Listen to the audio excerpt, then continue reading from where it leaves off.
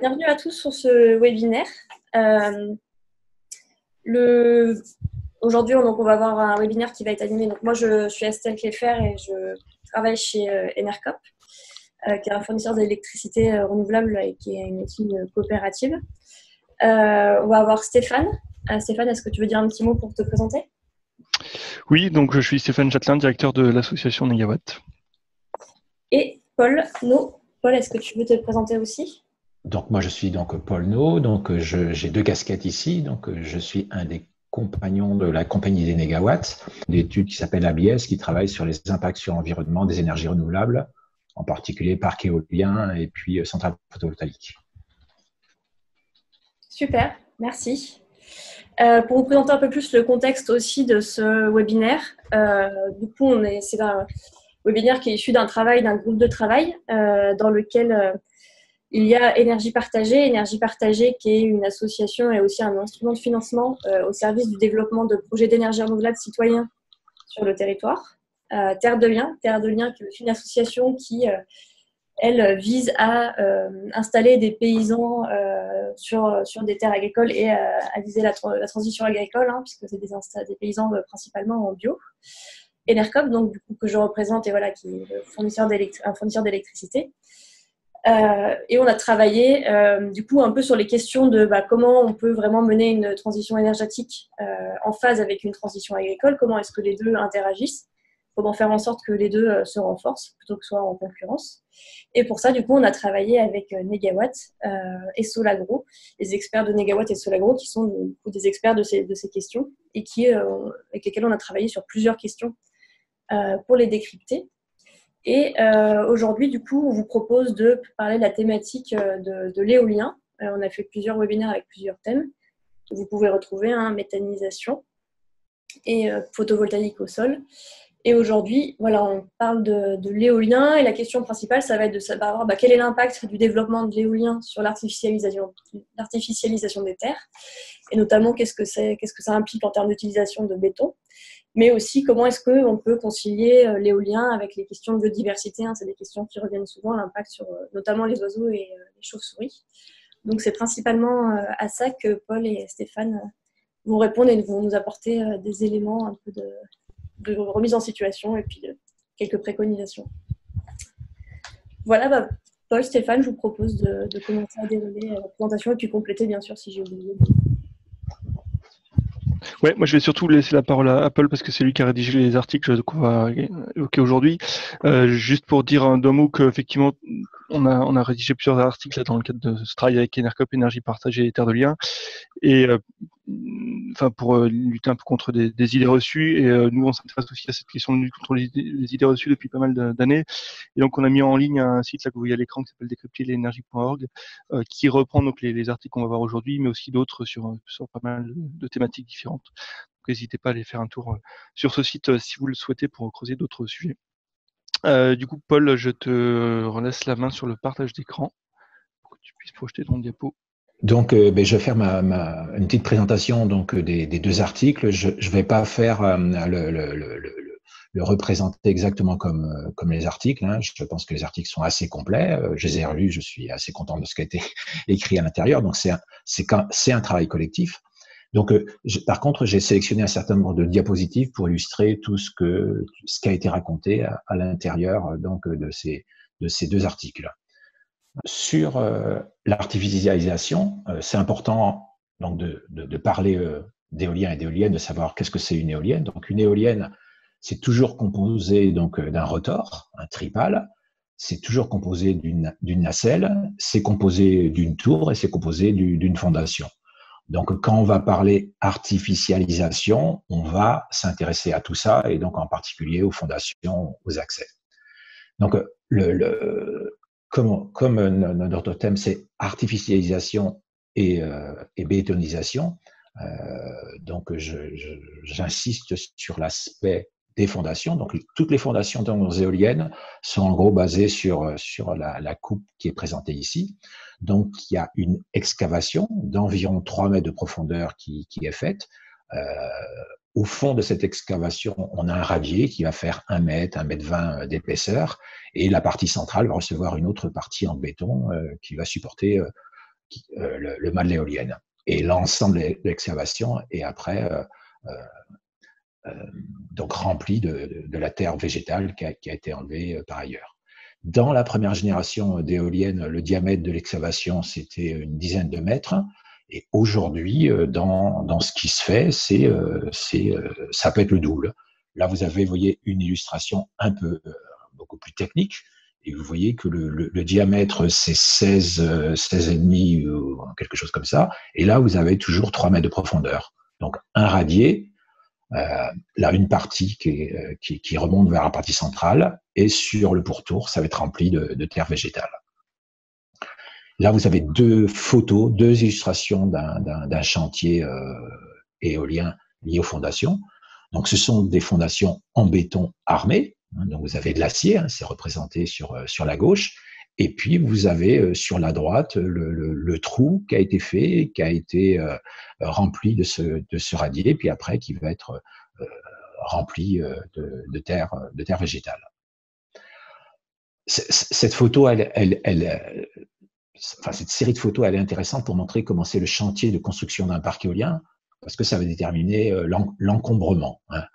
Vous avez ici toute une partie d'aires de montage, et vous avez les accès qui vont être des accès permanents. Mais les aires de montage vont ensuite disparaître.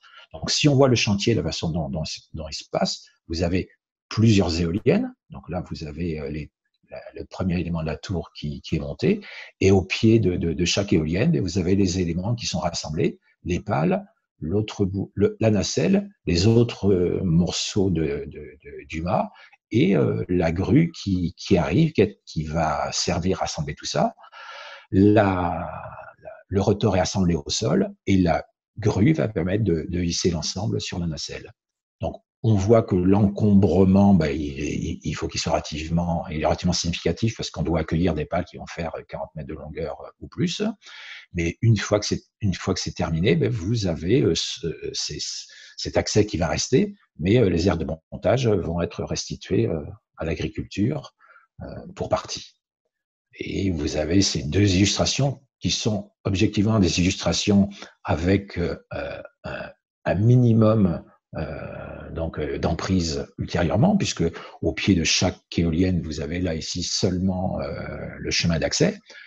Aujourd'hui, dans un certain nombre de parcs éoliens, il y a l'aire de montage qui reste pour pouvoir remplacer une pale qui serait tombée en panne ou autre. Donc, l'encombrement est un peu plus important sur un certain nombre de parcs.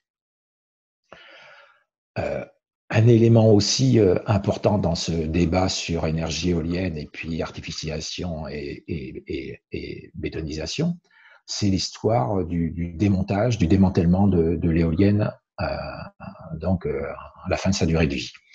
Donc, concrètement, aujourd'hui, le démontage d'un parc éolien correspond au démontage de l'éolienne. L'éolienne est enlevée.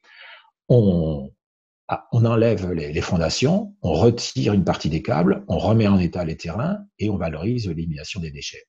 L'obligation réglementaire aujourd'hui, c'est de démanteler sur une profondeur d'1 mètre, hein, donc seulement sur 1 mètre. Donc si on le revoit par rapport à l'illustration que j'ai montrée tout à l'heure, on va enlever donc la partie supérieure du fût, mais le radier en tant que tel, le radier qui est au fond de l'excavation, aujourd'hui, il n'y a pas cette demande de démantèlement intégral. C'est dans l'air du temps que ce démantèlement devienne probablement intégral, mais c'est pas la demande aujourd'hui. Ce qu'on peut dire, c'est que c'est un débat. Hein. Nous, en tant que bureau d'études en environnement, en tant d'écologue, on peut poser la question de savoir si ça vaut le coup d'avoir un deuxième chantier qui va créer un impact lié à son démantèlement, ou si on accepte que ce radier reste au fond. En tout cas, l'évolution réglementaire est probable de telle manière qu'il y ait un démantèlement intégral dans plein d'endroits. Là, j'ai simplifié tout parce que dans les endroits où on est en forêt, la profondeur est sur 2 mètres. Et dans les endroits où c'est un site plus rocailleux, ça peut être que 20 cm. Mais en règle générale, on démantèle les fondations sur 1 mètre de profondeur. Donc, je vais peut-être aller vite sur ce chapitre bétonisation, mais c'est ce que je voulais raconter. En tout cas, parce que l'article est plus complet que ce que je viens de dire, donne des chiffres généraux sur donc la consommation de béton par une éolienne, la consommation de béton au niveau national. Mais là, ce que je voulais vous présenter, c'était le ramener au concret d'un parc éolien. Si je poursuis sur le chapitre éolienne et biodiversité, où il y a peut-être plus de sujets, hein, mais en tout cas, je poursuis avec ce chapitre-là. À retenir, c'est que l'impact du fonctionnement des éoliennes sur les oiseaux a été largement étudié. Si je le ramène à mon cas personnel, moi, mon premier salarié, c'était un ornithologue. On a commencé un suivi de parcs éoliens hein, avec cet ornithologue qui est en photo. Les premiers suivis, on les a commencés en 1997, puis en 2001. Donc, c'est vraiment les premières investigations sur les impacts. C'était pas sur le bruit des éoliennes, c'était pas sur les aspects paysagers, c'était sur les oiseaux. Donc, on a d'une part des observations par des ornithologues, et puis à droite, j'ai représenté ce qui se fait et qui nous permet d'apprendre beaucoup de choses, c'est des suivis de la mortalité des parcs éoliens. Donc, il y a des obligations réglementaires. On va parcourir le pied des éoliennes et on va relever les cadavres d'oiseaux de chauves-souris, et donc en toute une approche scientifique pour, à partir de la mortalité brute constatée, on va calculer la mortalité réelle. De manière générale, les impacts des éoliennes sur les oiseaux sont de 3 types. Hein. La première, la plus connue, c'est la mortalité par collision. Hein. Donc, un oiseau entre en collision avec les pales d'une éolienne. Hein. Et donc, c'est quand même avant tout les pales de l'éolienne. Pour être bien précis, l'extrémité de la pale d'une éolienne, c'est quelque chose qui a une vitesse d'environ 250 km/h. Donc, c'est des vitesses très importantes qu'un oiseau ne peut pas éviter. Il y a aussi un impact qui est moins connu, c'est la perte de territoire. Vous avez des oiseaux qui sont effrayés par une éolienne, qui vont pas s'en approcher, donc qui vont s'en reculer, et qui donc vont pas pouvoir chasser sur un territoire, qui ne peut pas pouvoir occuper un territoire qu'ils occupaient précédemment. Et donc, si la perte de territoire est trop importante, ça a des conséquences sur le domaine de vie de cet oiseau. Et puis, il y a aussi l'impact de dépenses d'énergie et de modification de trajectoire. Vous aviez des oiseaux qui allaient d'un point A à un point B. Il y a des éoliennes qui viennent sur ce trajet-là, donc vont être détournées de ce trajet-là et vont être perturbées ou peuvent entrer en collision ou être affectées par d'autres aménagements, que ce soit une route, une autoroute ou une ligne électrique haute tension. De manière générale, la mortalité des oiseaux demeure globalement faible. Donc, j'ai rajouté si les sites les plus sensibles sont évités, que je peux formuler en disant il n'y a jamais eu d'hécatombe d'oiseaux liés à des éoliennes. C'est des choses. C'est arrivé, par exemple, avec des phares, où des phares en mer ont causé des hécatombes, mais c'est jamais arrivé avec des éoliennes. Et donc, à chaque fois, on est toujours intéressé d'avoir des chiffres. Et donc, il y a une étude qui a été conduite il y a quelques temps par la Ligue pour la protection des oiseaux, qui a montré que sur 8 parcs éoliens localisés en zone sensible, la mortalité médiane était de 4,5 oiseaux et la mortalité de 7 oiseaux par éolienne et par an. Donc ça, c'est pour situer un chiffre. Hein. Donc après, dedans, je vais le détailler après, il y a des oiseaux qui sont ordinaires et des oiseaux qui ne sont pas ordinaires, mais si on doit retenir un chiffre, ça peut être ces deux-là. Un élément qui est très important lorsqu'on étudie la mortalité des oiseaux liés aux éoliennes, c'est très fonction des espèces. Moi, à chaque fois, je cite l'exemple de Tarifa au sud de l'Espagne, hein, qui était au début de l'éolien, et 85% de la mortalité concernait 2 espèces d'oiseaux. Hein. Dans cet endroit-là, il devait y avoir 200 espèces d'oiseaux qui fréquentaient ou plus, et 2 représentaient l'essentiel de la mortalité. d'une part le faucon cresserelle, qui est un oiseau qui chasse en vol, qui est hyper rapide, qui est concentré sur sa chasse, sur sa proie, et qui oublie la présence d'une éolienne et rentre en collision avec les pales. Et l'autre, c'est le vautour fauve, qui est un oiseau qui est un rapace plutôt pas très agile, qui allait d'un point A à un point B.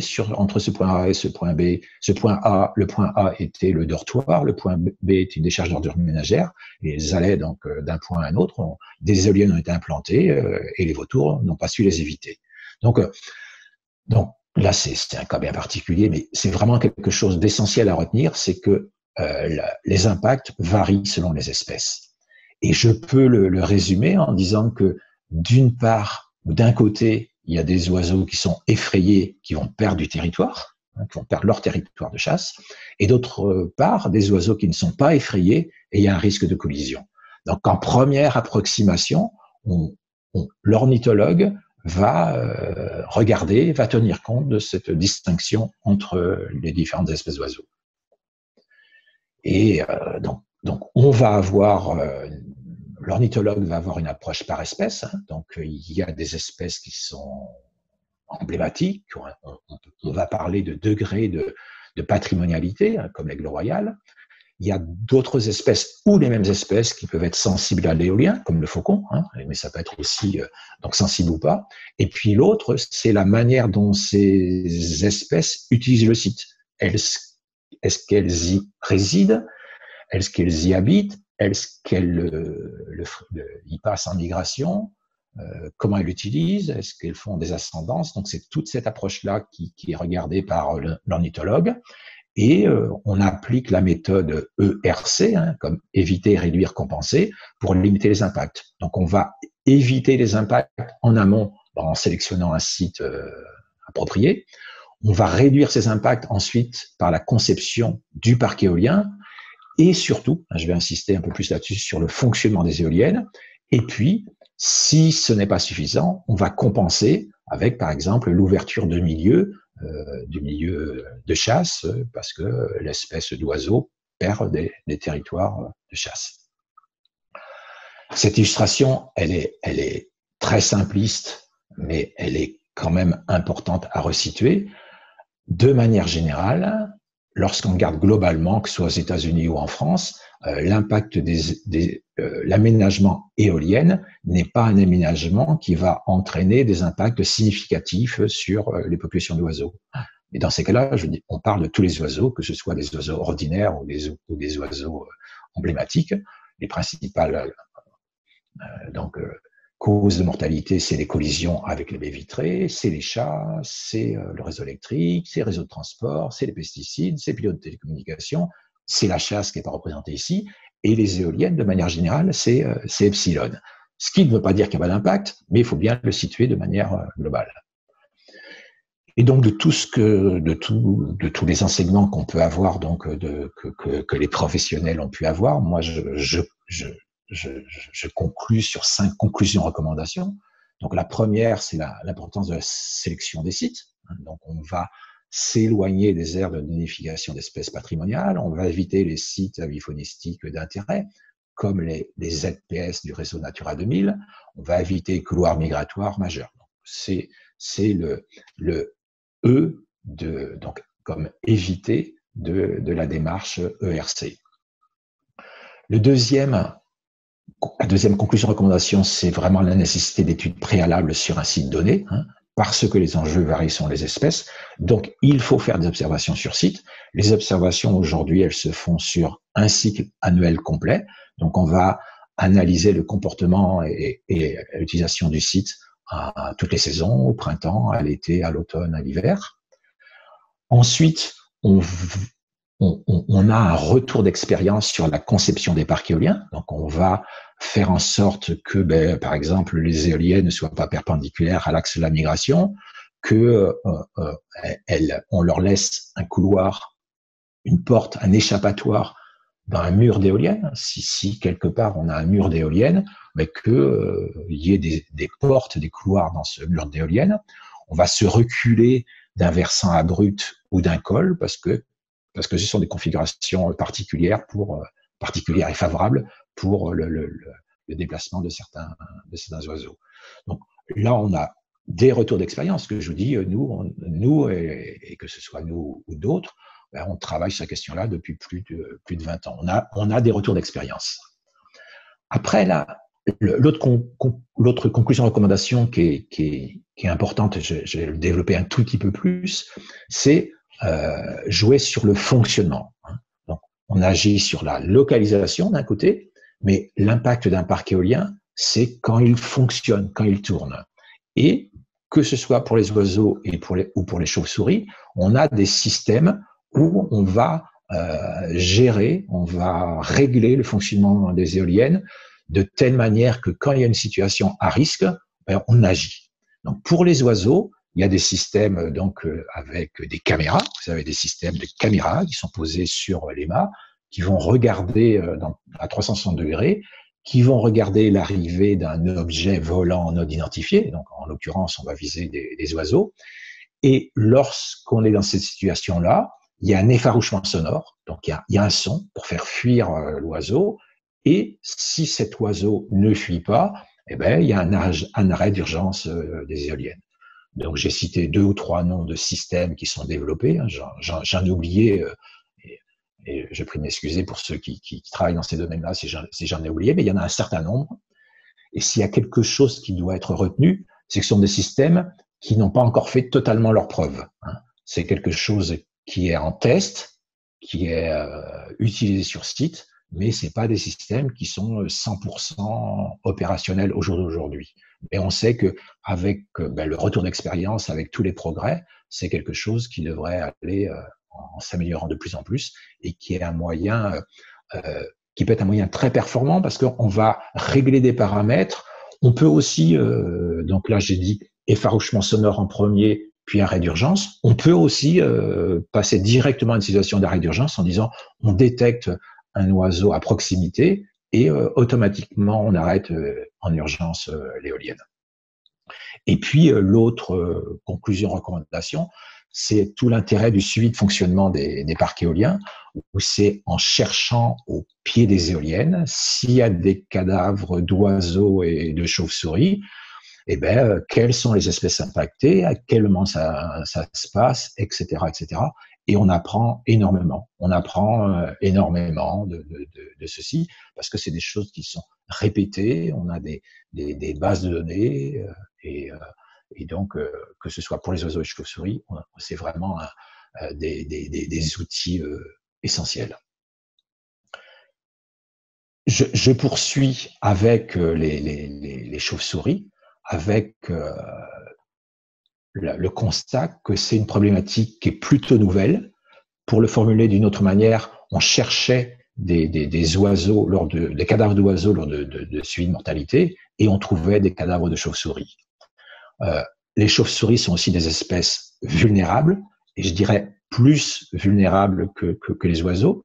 En particulier sur un critère, par exemple, il y a une faible natalité. Pour un couple de chauves-souris, il va y avoir en moyenne un seul petit. Pour les oiseaux, il peut y avoir plusieurs petits. Donc l'impact d'une mortalité, si en première approximation, va être avec moins de conséquences. On est aussi avec des chiroptères. Les chauves-souris leur nom scientifique, c'est les chiroptères, sont plus méconnus, en particulier parce que c'est des animaux nocturnes, c'est des mammifères nocturnes qu'on ne voit pas. Ils sont détectés par des enregistrements sonores ou ultrasonores, et donc c'est plus difficile, on connaît un peu moins leur comportement. Là, vous avez sous les yeux des photos de cadavres de chauves-souris trouvés lors de suivi de mortalité qu'on a pu faire, et vous avez l'échelle avec une pièce de 1 €. Donc une chauve-souris, c'est petit. Toutes les chauves-souris que vous voyez ici, elles sont entières. Donc elles ne sont pas, pour être crues, elles ne sont pas découpées ou elles ne sont pas directement impactées par la pale d'une éolienne. Elles sont plutôt pulvérisées, chassées. Elles vont être explosées de l'intérieur. On parle de barotraumatisme avec des organes qui vont être touchés. Sur ces photos-là, on constate aussi, hein, si je suis encore dans des choses assez crues, j'en suis désolé, on est avec des chauves-souris qui sont entières. Hein. Il y a peu de choses à manger dans une chauve-souris, et donc on va trouver des cadavres de chauves-souris pendant un certain temps au pied d'une éolienne. Donc, même si on passe pas tous les jours, ces cadavres vont rester un certain temps. Et à retenir, c'est que une chauve-souris, c'est petit, c'est léger, et comme c'est léger, qu'il y a une certaine prise de vent quand on le voit sur la photo où la chauve-souris est déployée, les chauves-souris sortent peu ou pas lorsqu'il y a du vent.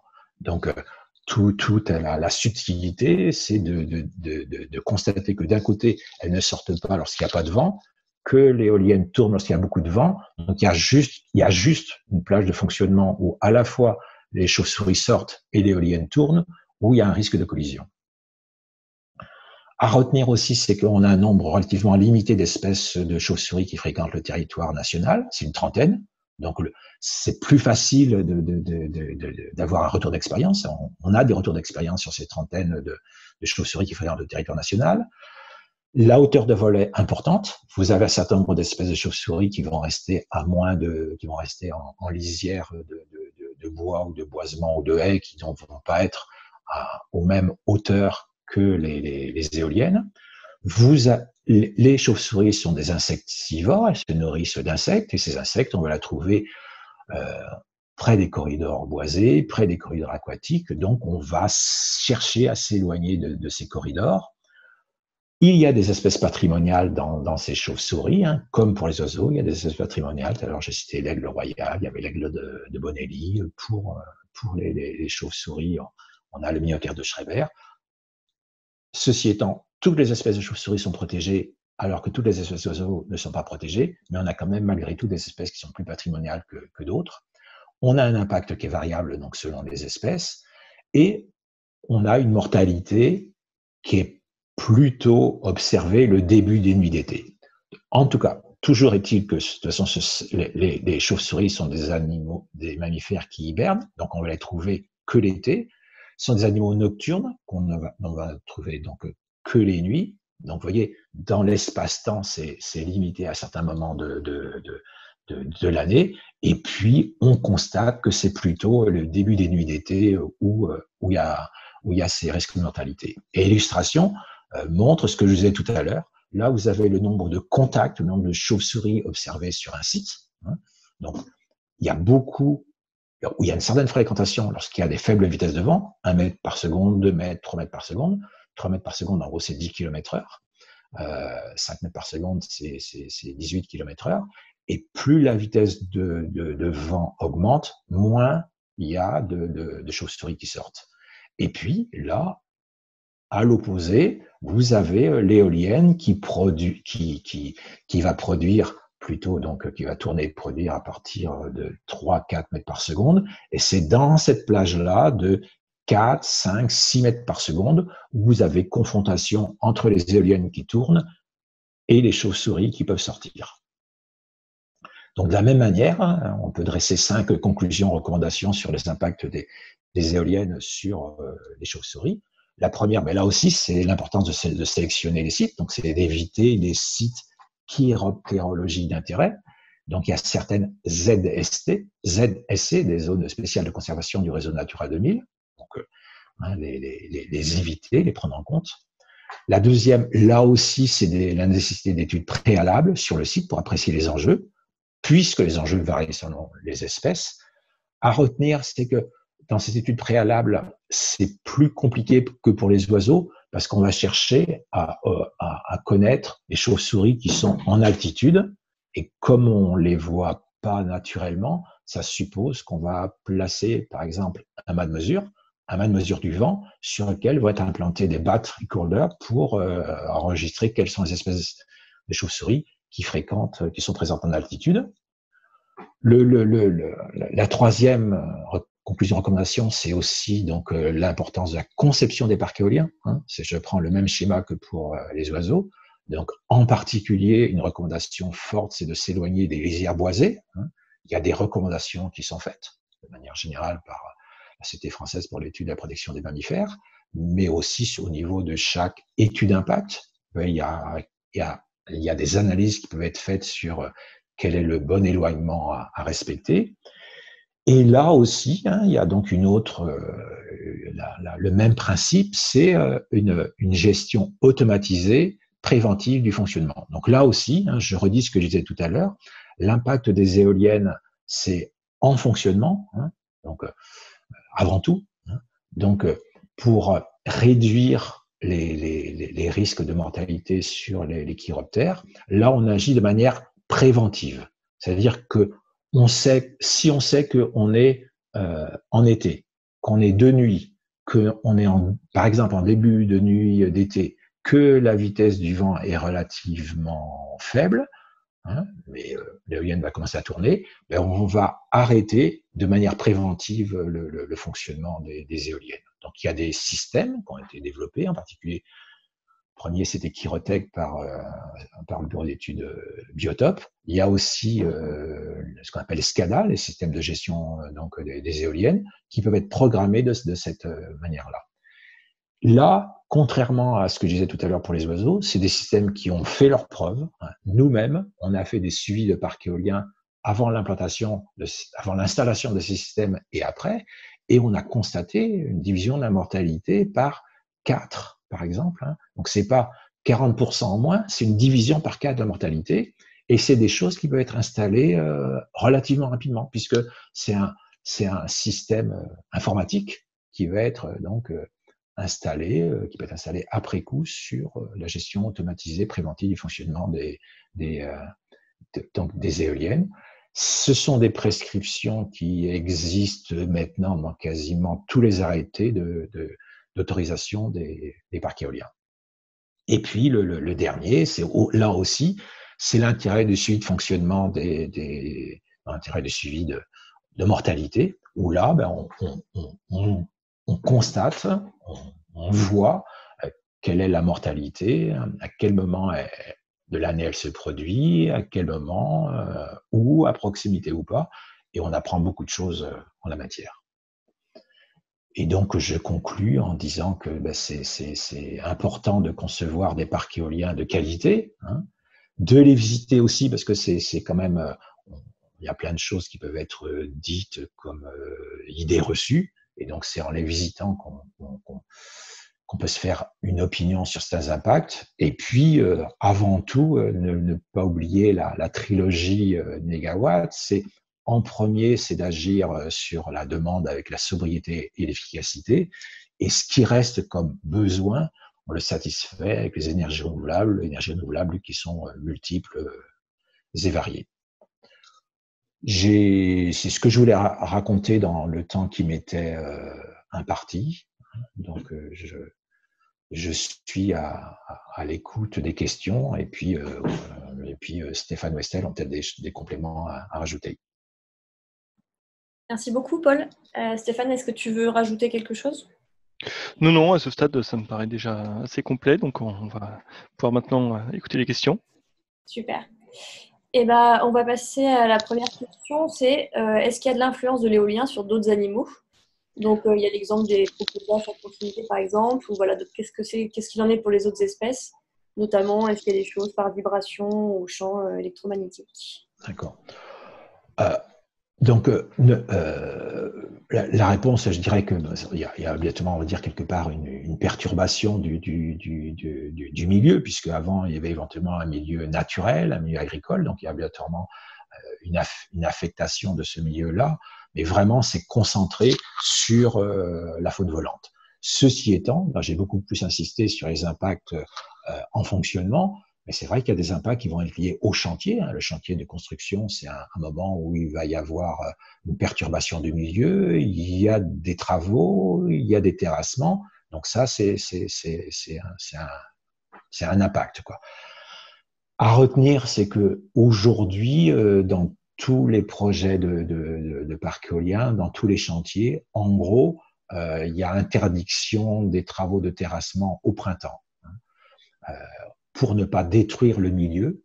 Donc, on peut faire les travaux de terrassement avant et poursuivre le chantier au printemps, mais on ne va pas entamer un chantier au printemps qui détruiraient le biotope. Et donc, oui, il va y avoir donc des perturbations, mais c'est vraiment concentré sur la faune volante, les oiseaux et les chauves-souris. Ok, super, merci. Une question plus sur le côté artificialisation. Quelle est la durée de vie moyenne d'une éolienne et est-ce qu'elles doivent toutes être démontées en fin de vie? Et est-ce que, par exemple, alors il y a le terme de repowering, je ne suis pas sûre de maîtriser, mais est-ce que, par exemple, il faut changer les fondations dans le cas de D'accord. Donc, sur la durée de vie, donc, on va dire il y a plusieurs durées de vie. Il y a une durée de vie économique. Hein, il y a aujourd'hui une obligation d'achat qui est faite, qui est assurée par EDF en tant que service public d'électricité. Et donc, cette obligation d'achat, elle porte sur 15 ans. Donc, une éolienne et quelque part, sa durée de vie minimale, c'est 15 ans. Et au-delà de 15 ans, elle va être maintenue, elle va être entretenue et elle va durer 20 ans, 25 ans, potentiellement plus. Donc, la durée technique d'une éolienne, si on doit de tout ça retenir quelque chose, ça va être une vingtaine d'années sans difficulté. Ensuite, donc, on parle du renouvellement. Hein, donc, en anglais, c'est repowering, mais nous, on emploie le terme de renouvellement. Renouvellement, c'est-à-dire vous avez un site éolien, et donc ce site éolien est arrivé au bout de ses 20 années d'exploitation, et on va remplacer les éoliennes par des nouvelles éoliennes. Et aujourd'hui, quand on voit les progrès technologiques qui ont existé entre les éoliennes qui ont été installées il y a 20 ans et les éoliennes d'aujourd'hui, on ne peut pas utiliser les mêmes fondations parce que c'est pas les mêmes gabarits d'éoliennes. Donc, les éoliennes vont être plus puissantes. Donc, la fondation va pas être, les fondations anciennes vont pas être suffisantes pour les nouvelles. Et puis, en plus, il y a quelque chose aussi, c'est que entre deux éoliennes, vous avez une distance qui est d'un minimum de 2 ou 3 ou 4 diamètres pour éviter les phénomènes de perte aérodynamique, de sillage, etc. Donc, comme les éoliennes, les nouvelles éoliennes sont plus grandes, elles doivent aussi être plus écartées les unes des autres, donc on ne peut pas réutiliser les mêmes fondations. Donc, le schéma normal aujourd'hui de renouvellement d'un parc éolien, c'est on retravaille sur un site donné et donc on va reconfigurer le site éolien. Il y avait des éoliennes, et elles sont remplacées par d'autres à des emplacements différents. Ça peut être des emplacements proches, mais ça va pas être les mêmes fondations, parce que aussi l'autre élément, c'est que ces fondations, elles ont une fatigue, une usure, et en termes de sécurité, on peut pas tabler sur le fait que on va les réutiliser pour encore 15 ans ou 20 ans ou 25 ans sans risque, quoi. Donc vraiment à retenir ça. Une vingtaine d'années la durée de vie d'un parc éolien, et aujourd'hui le renouvellement, c'est quelque part repartir à zéro.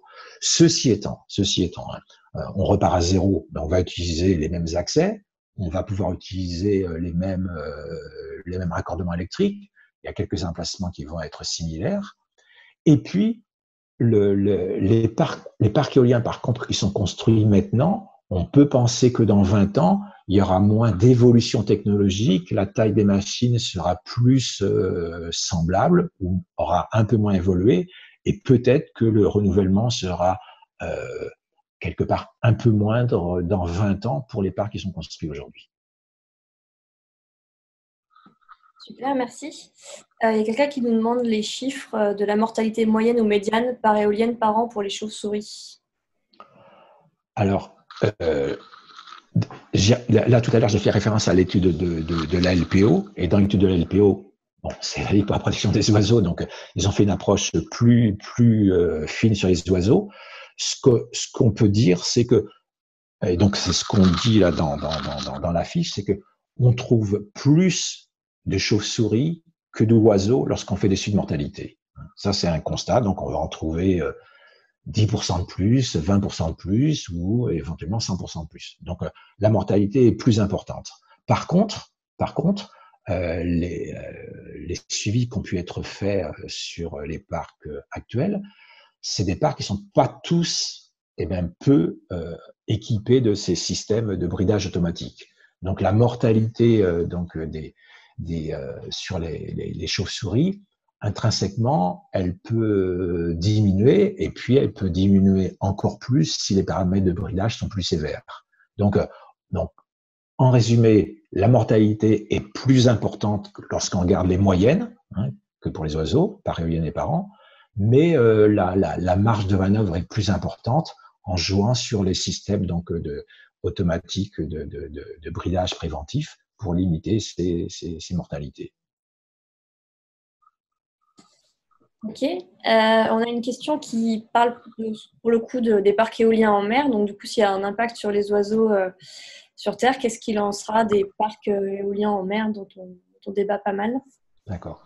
Alors, disons que si éventuellement je suis un peu spécialiste des parcs éoliens sur Terre, parce que c'est quelque chose sur lequel nous on travaille au quotidien, hein, on fait des suivis de mortalité au quotidien, donc je peux en parler relativement bien. En mer, c'est quelque chose que je connais moins. Nous, on a fait des études, mais pas aussi poussées en mer. Ce qu'on peut dire malgré tout, c'est que lorsqu'on regarde les enjeux, hein, des parcs éoliens en mer, lorsqu'on regarde la richesse, c'est à proximité de la côte où il y a les enjeux les plus importants. Hein, c'est à l'interface entre la terre et la mer où c'est là où vous avez le plus de fréquentation. Donc, en mer, à 15 km, parce qu'aujourd'hui, les parcs éoliens en mer sont à 15 km, on est avec des fréquentations par les oiseaux qui sont moindres que plus proches des côtes. Donc déjà, on est, je dirais, de manière globale, on a des endroits qui sont moins sensibles. Et puis, là aussi, hein, en mer, vous pouvez avoir les mêmes systèmes qu'on installe sur Terre, et même vous pouvez avoir des systèmes encore plus chiadés parce que vous avez un agencement, enfin c'est des gros investissements, et donc vous avez des endroits où, moi je sais, vous avez eu des radars qui vont analyser l'approche éventuellement d'oiseaux en migration. Donc on est dans quelque chose de très différent. C'est des grosses installations qui sont loin de la côte, et on peut mettre en place des systèmes globaux plus performants. Mais après, il y a des spécificités liées à l'éolien en mer qui fait que, comme je le disais tout à l'heure, il y a moins potentiellement d'enjeux à 15 km des côtes. Mais d'un autre côté, avec une éolienne, vous avez une éolienne, ça va être un point qui peut attirer les oiseaux qui vont éventuellement vouloir chercher à se poser. Et donc, il y a des risques qui peuvent être associés à ceci. En France, on a 0 mégawatts, on a 2 mégawatts et une seule éolienne, donc on n'a pas de retour d'expérience en France en la matière. Par contre, il y a plein d'éoliennes qui sont installées au Royaume-Uni, en Allemagne, au Danemark, en Hollande, en Belgique, où là, on a des retours d'expérience. Et je vous dis, j'ai pas une synthèse à faire aussi claire que ce que j'ai pu faire précédemment sur l'éolien sur Terre. Ok.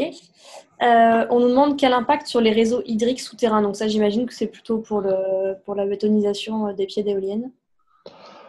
Oui. Nous, c'est pas quelque chose ah oui, alors, j'ai le formulaire. On est avec des profondeurs qui sont limitées à 3 mètres ou 3,50 mètres. On m'a raconté des 4 mètres, mais on est toujours dans cette plage de 3 mètres. Donc, normalement, on n'impacte pas des réseaux souterrains. On est dans des écoulements qui vont plutôt être superficiels. Ceci étant, les parcs éoliens sont soumis à la réglementation sur la loi sur l'eau, par exemple, et donc dans la conception, dans le chantier, dans le fonctionnement, on va faire attention à tout le réseau de surface.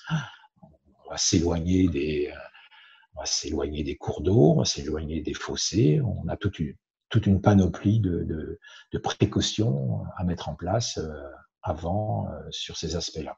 Mais donc à retenir, c'est que on ne va pas en profondeur, donc on reste dans des écoulements plutôt superficiels. D'accord, merci. On nous demande aussi si on a davantage de recherches en cours ou des précisions sur les pertes de territoire induites par l'éolien. Donc, j'imagine pour les oiseaux, c'est un point qu'on a mentionné. Tout à fait. Alors, donc, on en a. Hein, donc, après, si je reprends les chiffres qu'on a dans la littérature ou les chiffres que nous, on applique, s'il y a un chiffre qu'on peut donner, ça va être 200 mètres. Hein. Donc, il y a une zone d'effarouchement, une perte de territoire qui peut être à 200 mètres d'une éolienne. Donc, quand j'ai dit ça, j'ai donné un chiffre, mais après, on est avec de la matière vivante, on est avec de la biologie, avec du comportement, et ça va dépendre des espèces d'oiseaux, ça va dépendre des lieux, donc ça va pas toujours être la même chose. Mais si on a un chiffre moyen à retenir, ça peut être ce 200 mètres. Mais ce 200 mètres, ça va pas être le même pour l'aigle royal, ça va pas être le même pour le circaille de Jean Leblanc, ça va dépendre, c'est très variable. Mais, et puis ça va dépendre aussi potentiellement de la taille de l'éolienne, mais si il y a une valeur à retenir, hein, on va dire une valeur qui va être le sujet à débat, le sujet à affiner, ça va être ce 200 mètres. Ok. Est-ce qu'il y a certaines recommandations qui ont été indiquées du coup, pour protéger la faune? Elles ont un caractère réglementaire ou c'est plutôt des recommandations? Alors, donc, un projet de parc éolien est soumis à étude d'impact, hein, donc est soumis à la procédure d'étude d'impact où on va analyser l'état initial de l'environnement, on va travailler sur un projet, les écologues vont faire des recommandations, vont discuter avec le concepteur du parc éolien pour optimiser, hein, ensuite on va travailler sur les impacts et toute la démarche ERC, donc éviter, réduire, compenser, dont je parlais tout à l'heure, c'est une démarche totalement réglementaire et au final on a une étude d'impact qui va expliquer la démarche, qui va au final exposer des engagements que le maître d'ouvrage se propose d'appliquer si le parc est autorisé. Donc ça, ensuite, c'est examiné par les services de l'État, examiné par l'ADREAL, qui va les discuter, les valider, renchérir, préciser, pour aboutir donc avec un arrêté préfectoral qui va fixer tout ça. Donc, et donc c'est l'arrêté préfectoral qui va dire, ben oui, il y a un système de bridage des éoliennes pour les chauves-souris, ben, il va être opérationnel du mois de mai au mois d'octobre, lorsque la vitesse du vent est inférieure, par exemple, à 6 mètres par seconde. Ça va rajouter aussi, par exemple, des conditions de température. Je l'ai pas dit tout à l'heure, mais si les températures sont trop faibles, de toute façon, les chauves-souris ne sortiront pas. Ça va tenir compte aussi, éventuellement, si le temps s'il y a de la pluie. S'il y a de la pluie, les chauves-souris ne sortiront pas et donc le système n'a pas besoin d'être activé, etc., etc. Donc oui, ce sont ensuite des obligations réglementaires donc qui auraient été fixées par l'arrêté préfectoral. Et il y a l'obligation réglementaire donc du suivi de fonctionnement du parc éolien. Donc j'ai beaucoup insisté sur le suivi de mortalité, mais il y a aussi un suivi de fonctionnement, donc où vous avez des observations faites par des ornithologues qui vont regarder comment se comportent donc les oiseaux à l'approche des éoliennes en situation réelle. Hein. Donc ils vont confirmer ou préciser ce qui avait été estimé précédemment. Et donc tout ça va alimenter, va être remis à l'inspecteur des installations classées de l'ADREAL, qui va éventuellement augmenter les exigences ou les confirmer, voire éventuellement constater qu'elles sont trop sévères et puis les réduire.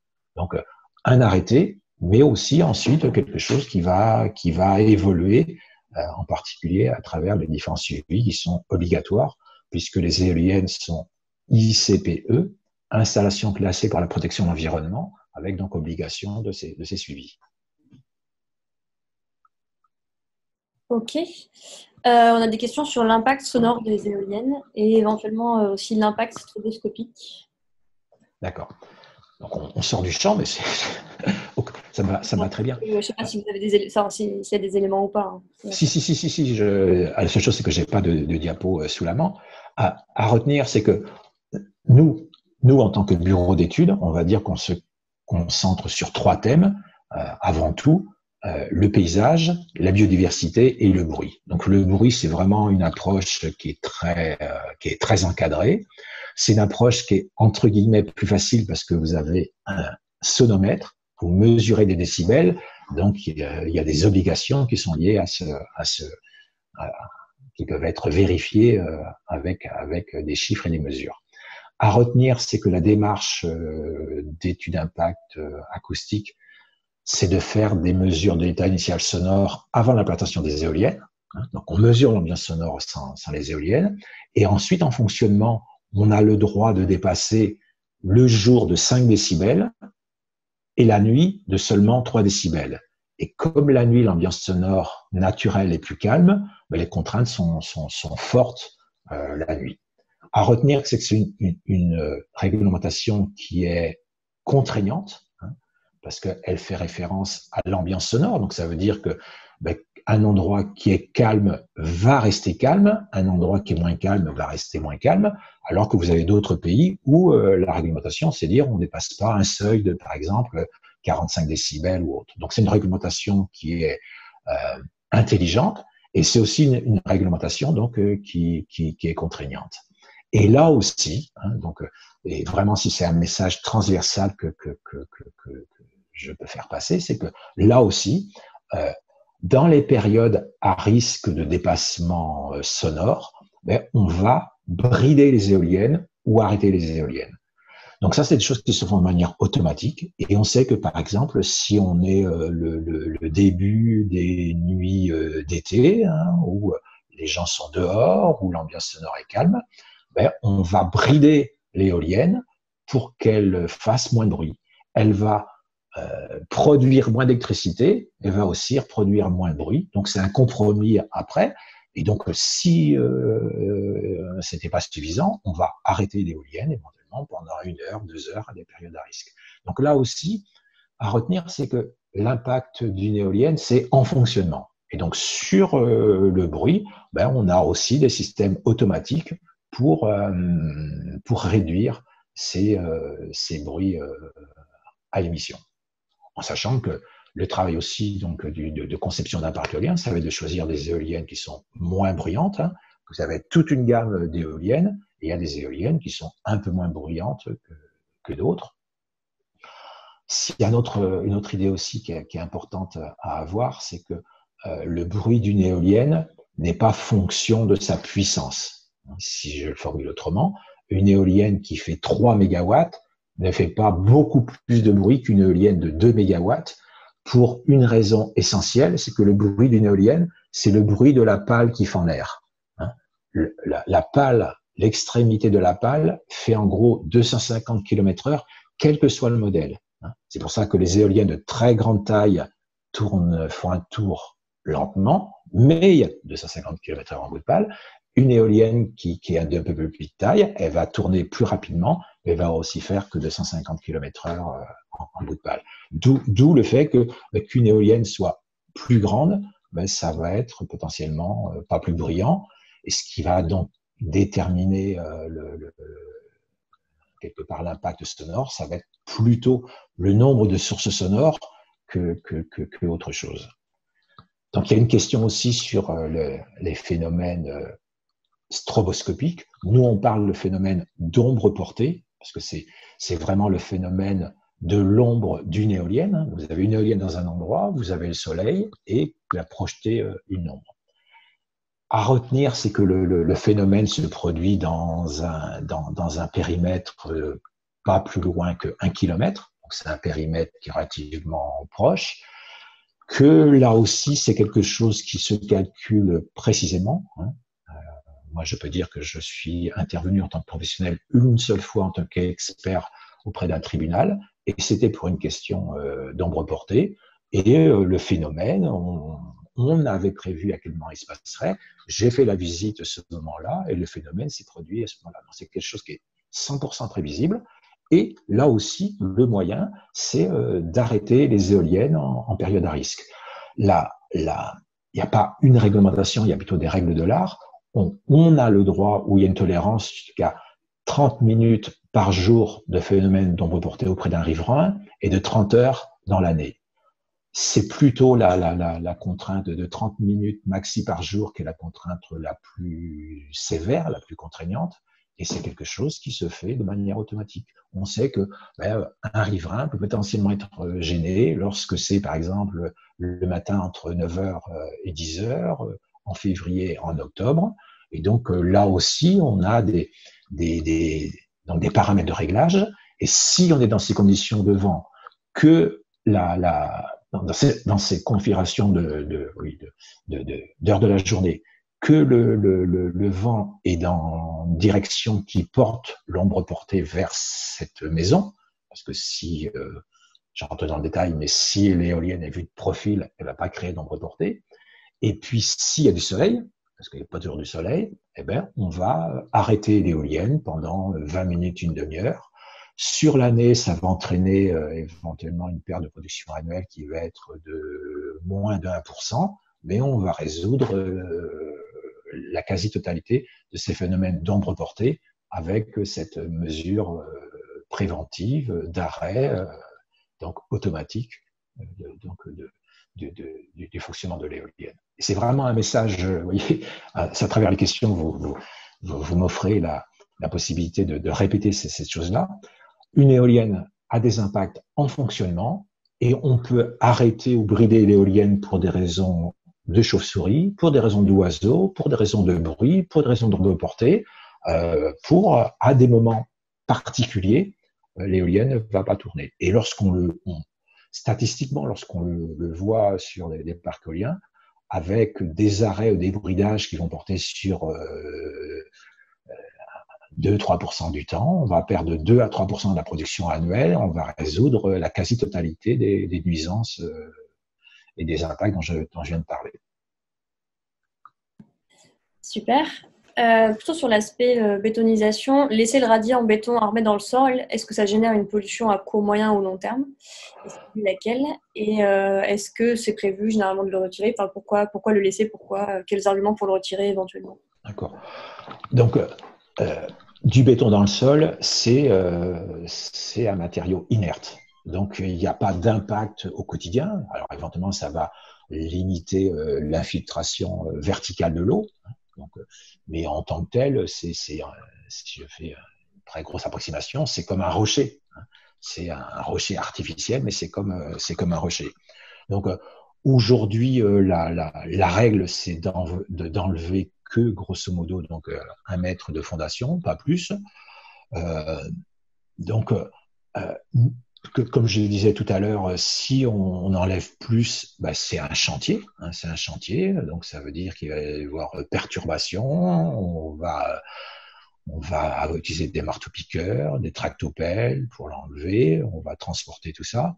Et c'est un débat. Je ne revendique pas d'avoir la science infuse, mais ça pourrait être acceptable de dire on laisse ce béton au fond de l'excavation parce qu'on n'a pas besoin d'avoir un deuxième chantier qui va créer des nuisances. Mais on peut aussi dire on fait un démantèlement intégral, on enlève et puis on le met, on utilise ce béton ailleurs. Et donc les deux cas ont déjà été rencontrés en France. Il y a des exemples où en plus, c'était pour un renouvellement où une éolienne était implantée, elle a été enlevée, donc l'acier a été récupéré, le béton a été enlevé, a été utilisé comme matériau de remblai ailleurs, et il ne restait plus rien. Ok. Alors une question qui est peut-être pas tout à fait dans le sujet, mais comme elle est revenue plusieurs fois, je la pose quand même. Est-ce qu'il y a eu les études d'impact sur les vaches? Et pas pour faire un parallèle un peu rapide, mais est-ce qu'il y a aussi eu des phénomènes d'électromagnétisme perturbateurs pour des humains, donc éventuellement des fermiers et autres? Est-ce que ça a vraiment été constaté? Parce que c'est quelque chose qui revient quand même souvent comme sujet. D'accord. Donc, Donc, quand on parle de l'impact sur les vaches, on fait référence à un parc éolien qui est dans le département de la Loire-Atlantique, sur la commune de Nozay, où il y a un impact depuis l'implantation d'un parc éolien sur des vaches.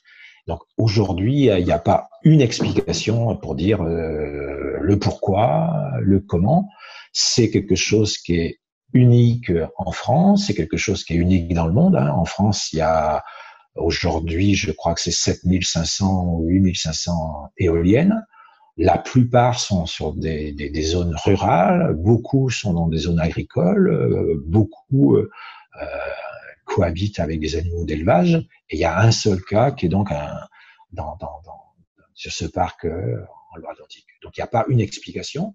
Est-ce que c'est lié au raccordement électrique et puis avec des phénomènes telluriques ou autres? Je ne sais pas. J'ai pas la réponse. Il y a des gens qui mènent des investigations et de ce que j'en sais, il n'y a pas eu quelque chose de clair, net et précis en la matière. Donc il y a un endroit où il y a quelque chose, mais aujourd'hui il n'y a pas une réponse plus précise. Et donc la deuxième partie de la question qui avait été aussi tout à l'heure dite, c'était est-ce qu'il y a un impact électromagnétique des éoliennes? À retenir, c'est que dans une éolienne, les tensions sont de 20 000 volts ou plus. Et le 20 000 volts, c'est ce qu'on trouve partout. Partout où la plupart de nous vivons, il y a du 20 000 volts. Donc, on est avec des tensions courantes. On n'est pas dans des 63 000 volts, dans du 225, du 400 000 volts. Donc, il n'y a pas de raison, il n'y a pas de phénomène électromagnétique particulier puisqu'on est avec des tensions ordinaires. Donc, c'est pas à ce niveau-là, intrinsèquement, on n'a pas de... En plus, dans le bout des pales, on n'a pas d'électricité. L'électricité est localisée dans la génératrice de l'éolienne. Donc, en tout cas, c'est pas l'éolienne par son mouvement qui va créer des phénomènes électromagnétiques. Ok. Une question un peu plus pointue. En combien de temps le fonctionnement d'une éolienne permet-elle de compenser l'énergie grise nécessaire à sa construction? Donc, on va parler du temps de retour énergétique. Donc, si je le réexplique ou pas, ou je le forme différemment, c'est quel est le temps qu'il faut pour qu'une éolienne rembourse en termes d'énergie, l'énergie qui était nécessaire à sa fabrication, à son transport, à son installation, à son exploitation pendant X années, et puis à son démantèlement. Et pour des parcs éoliens terrestres sur un site vanté normalement, c'est de 6 mois à 9 mois. C'est ça l'ordre de grandeur. Donc, ça va dépendre effectivement donc du vent. Si c'est un endroit qui est plus vanté, le temps de retour énergétique va être plus rapide. Donc c'est 6 mois à 9 mois. En mer, le chantier est plus conséquent et on va plutôt parler de 2 ans. En tout cas, s'il y a des choses à retenir, c'est vraiment ça. 6 à 9 mois de temps de retour énergétique pour un parc éolien terrestre et jusqu'à 2 ans pour un parc éolien en mer. Ok, une autre question un peu pointue aussi. En terrain rocheux qui aurait une très bonne résistance mécanique, est-ce que le mât d'une éolienne peut être ancré avec moins de béton? Alors, je suis pas un spécialiste, mais il y a des endroits effectivement où c'était pas les fondations comme j'ai expliqué, mais des pieux, des micro-pieux qui ont été rentrés dans le sol. Donc il y a une combinaison des deux, à la fois un radier qui était plus succinct et des micro-pieux. Mais après, c'est aussi quelque part si j'étais moi bureau d'études béton, ou propriétaire d'un parc éolien, je me dirais est-ce qu'il y a une technologie qui est plus sécure, qui est plus sécurisée, et donc la tendance va plutôt être dans ces cas-là de dire bon, on va faire du béton parce qu'on connaît, on le calcule, on le dimensionne, tandis que si c'est une structure, si c'est à utiliser des pieux ou des micro-pieux, il y a peut-être plus d'incertitude. Donc en tout cas, aujourd'hui, tous les parcs éoliens que je connais qui sont construits aujourd'hui, c'est toujours des radiers, enfin des fondations en béton, comme je l'ai montré tout à l'heure. Et c'est dans les parcs que j'ai pu connaître, il y en a un qui utilisait justement, qui a utilisé ponctuellement des pieux pour avoir une fondation radiée plus petite, quoi. Ok. On a encore deux petites questions et ensuite on va conclure. Question aussi un petit peu, mais peut-être que vous avez la réponse. Qu'est-ce qu'il en est du recyclage d'une éolienne au-delà du béton? D'accord. Donc, donc, quand on parle de recyclage, on a une démarche, on regarde par rapport à la masse. 80%, donc je ne parle pas du béton, hein, c'est bien ce qui était dit dans la question. 80% de la masse d'une éolienne, c'est de l'acier, de l'aluminium, enfin c'est de l'acier avant tout, un peu d'aluminium, un peu de cuivre. Donc tout ça, c'est totalement recyclable. Après, on a une masse significative qui, de mémoire, c'est en 90, une autre qui est significative, qui est 5%, qui est tout ce qui est les pales des éoliennes. Donc les pales, elles sont en fibre de verre, elles sont pas en fibre de carbone, et ces pales en fibre de verre, en gros, elles vont se réutiliser ou elles vont être broyées pour servir de substrat en termes de génie civil ou autre, mais elles sont pas nécessairement recyclées aussi bien que peut être recyclé l'acier ou l'aluminium ou le cuivre.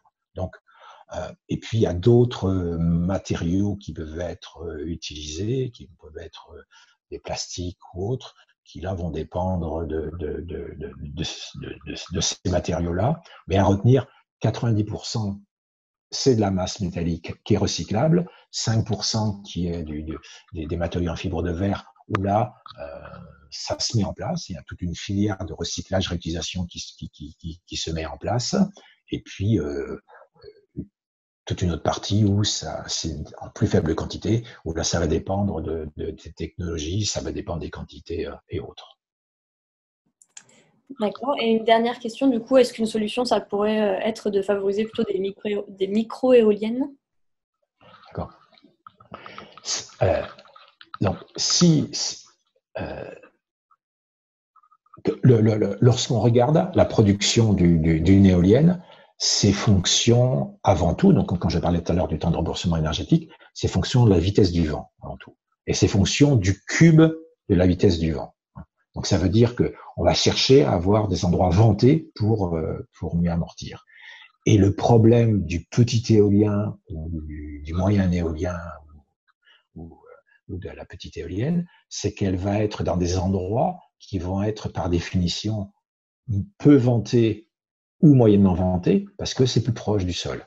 Parce que plus on monte en altitude, plus on a du vent. Et donc si on fait un bilan du cycle de vie, si on fait un bilan global, une petite éolienne, une moyenne éolienne, elle va produire moins de kilowattheures par kilowatt installé, moins de kilowattheures par kilo par kilo de cuivre ou d'aluminium, et donc le bilan va pas être meilleur. Parce que une éolienne d'aujourd'hui de 2 mégawatts, donc de 80 mètres de diamètre et d'un mât de 80 mètres, si vous la remplacez avec des petites éoliennes de 20 mètres de diamètre de 10 kilowatts, vous allez en mettre des dizaines et des dizaines et même des centaines. Et cette quantité-là fait que le bilan global ne va pas être amélioré. Et éventuellement, il va être similaire, mais il sera pas amélioré. Il y a pas, ce sera pas, c'est pas un argument pour la promotion du petit éolien ou du moyen éolien. Il y a d'autres arguments éventuellement pour les défendre, mais pas sur cet argument de temps de retour énergétique qui serait amélioré avec des petites et moyennes éoliennes. Super, merci. Et on a traité quasiment toutes les questions. Du coup, je pense qu'on peut conclure ce webinaire. Est-ce que Stéphane, tu veux dire un dernier mot? Non, juste en complément de ce que vient de dire Paul sur la dernière question. Donc en fait, oui, pardon, j'ai un dernier mot. On le voit dans les scénarios de transition énergétique qui visent le 100% renouvelable. L'éolien est la première source de production d'électricité. Et donc même si on réduit les consommations, comme c'est le cas dans le scénario négawatt, on a quand même besoin d'un minimum de puissance installée, de production éolienne, et on peut pas compter juste sur des petites éoliennes pour atteindre ces niveaux de production. On a besoin de recourir à ces grandes éoliennes si on veut demain pouvoir basculer vers un système 100% renouvelable. Voilà, c'était le seul complément que je voulais apporter. Sinon, sur le reste, j'ai rien à ajouter. Hormis peut-être pour ceux qui sont arrivés en cours de route, rappeler que donc ces articles qui ont été présentés par Paul, enfin c'est en tout cas ces sujets, comme d'autres, sont traités sur le site Décrypter l'énergie, donc décrypterlenergie.org tout attaché, qui a été mis en ligne il y a quelques années pour lutter contre les idées reçues autour de la transition énergétique. Oui, tout à fait. Et le webinaire d'aujourd'hui a été enregistré, donc si jamais pour une raison ou une autre vous n'avez pas pu tout avoir ou si vous pensez que ça peut intéresser d'autres personnes, on vous enverra un mail avec le lien de la présentation de Paul et le webinaire. Donc n'hésitez pas à le diffuser autour de vous. Et je vous propose du coup de conclure et on va rester. Paul, Stéphane, si ça vous va, on peut faire un petit débrief 2 minutes. En tout cas, s'il y avait d'autres questions, n'hésitez pas à les poser par mail à l'un ou l'autre et qui me feront suivre et j'essaierai d'y répondre si n'hésitez pas si besoin. Notamment à Negawatt qui pourra du coup répondre à ces questions. Bien. Au revoir à tous. Ok, merci. Merci, au revoir. Au revoir.